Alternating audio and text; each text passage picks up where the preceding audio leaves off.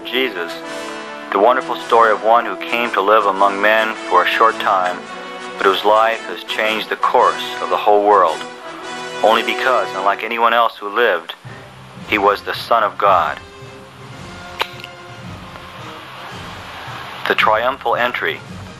Jesus entered Jerusalem on the day which is now called Palm Sunday, a truly triumphal day when all the crowds lining the streets hailed him as king. The city of Jerusalem was located in the rocky ridges of the Judean hills.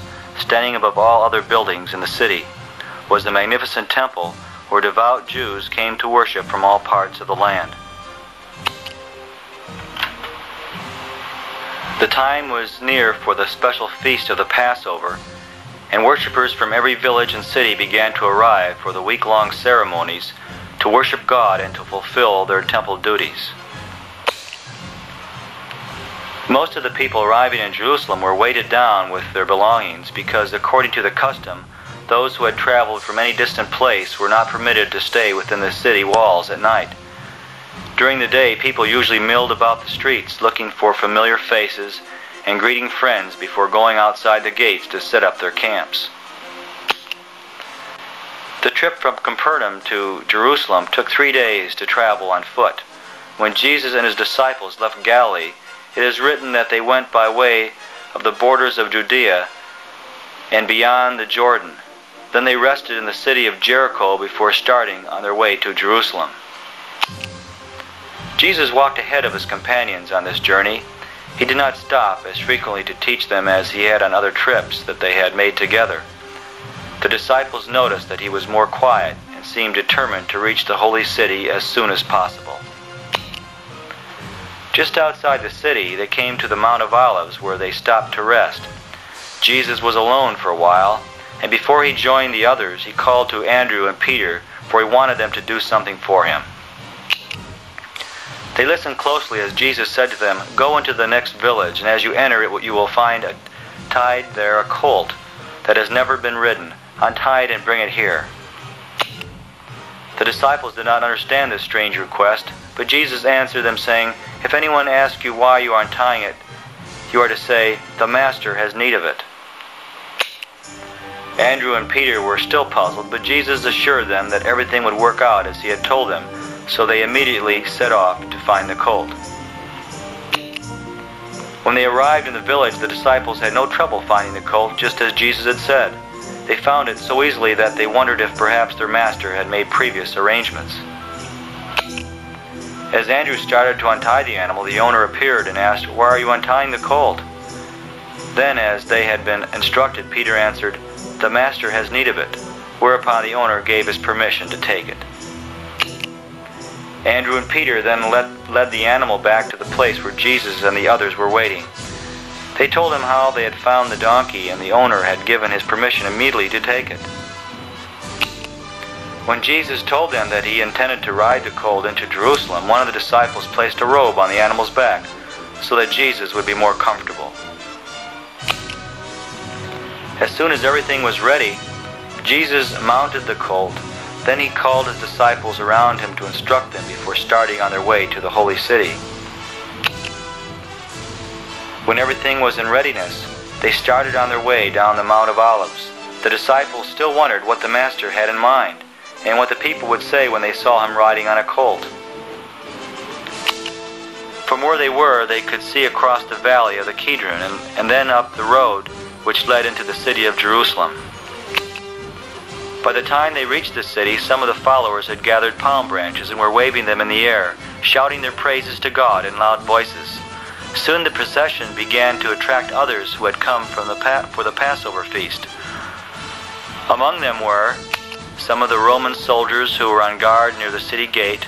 Peter, Andrew, and other disciples were amazed at how quickly the crowd gathered and how ready they were to proclaim their master as king. As the crowd increased, some of the people began to spread robes before him to walk over. It was the custom at that time, when a king passed by, to place rugs on the path. However, since the people did not have rugs, they put down their garments before Jesus. The crowd waved their palm branches in the air and shouted, "Blessed be the King who comes in the name of the Lord, peace in heaven and glory in the highest." It was truly a triumphant entry into Jerusalem. All the city was aroused with curiosity. Many called out, "Who is he?" And the followers in the procession answered, "It is Jesus, the prophet of Nazareth in Galilee." The crowds, continuing their joyous praise, followed along with the procession until they came to the gates of the temple, where they stopped. Suddenly, their shouting ceased. Everyone wondered what Jesus was going to do. Some of the Pharisees from the temple had been attracted by the noise and asked Jesus to silence his disciples. But Jesus answered them, saying, "I tell you, if they keep silence, the stones will cry out." Jesus dismounted from the colt, and as he walked close to the temple, he looked around him and was deeply concerned by the things he saw. And it is written that he wept over it. Then he said to the Pharisees, "Would that even today you knew the things that make for peace. But now they are hid from your eyes. You did not know when God visited you." When Jesus had finished speaking, he turned to his disciples and said, "Come, let us return to Bethany."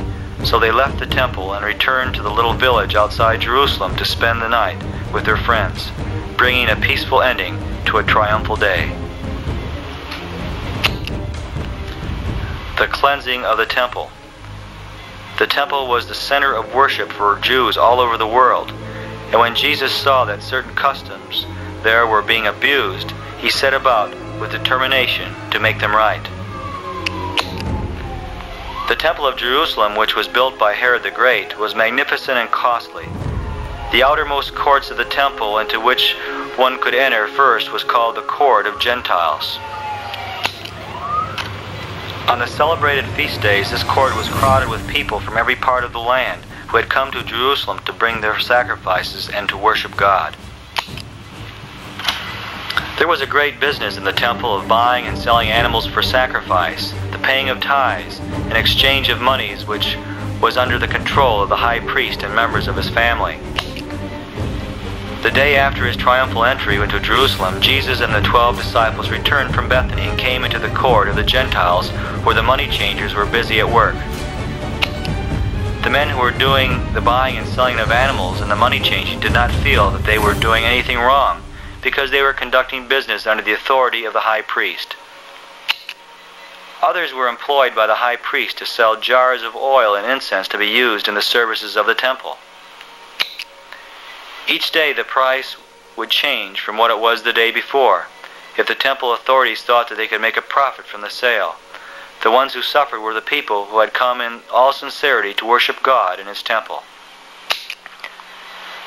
The bickering and arguing that went on over prices among the men made so much noise and confusion that one could hardly hear. But the thing that bothered Jesus as he watched was in knowing that the high priest was overcharging and cheating the people who had come to the temple to worship. To Jesus, it was the greed and selfishness that he saw in the religious leaders of his people that had to be made known as long as they continued to make the house of God a place of thieves, a den of robbers. Then Jesus stepped forward and began to overturn the tables of the money changers so quickly that the merchants were taken completely by surprise. The merchants were bewildered, and no one dared to stop him as he continued to overturn the tables and set the birds and animals free. Never in the history of the temple had anyone seen anything like this before. They were stunned by what this man was daring to do, to defy the authority of the high priest. And when Jesus had finished his cleansing of the temple, he stepped forward and said to them, "It is written in the book of Isaiah that my house shall be called a house of prayer for all nations, but you have made it a den of thieves." When night came, Jesus returned again with his friends to Bethany.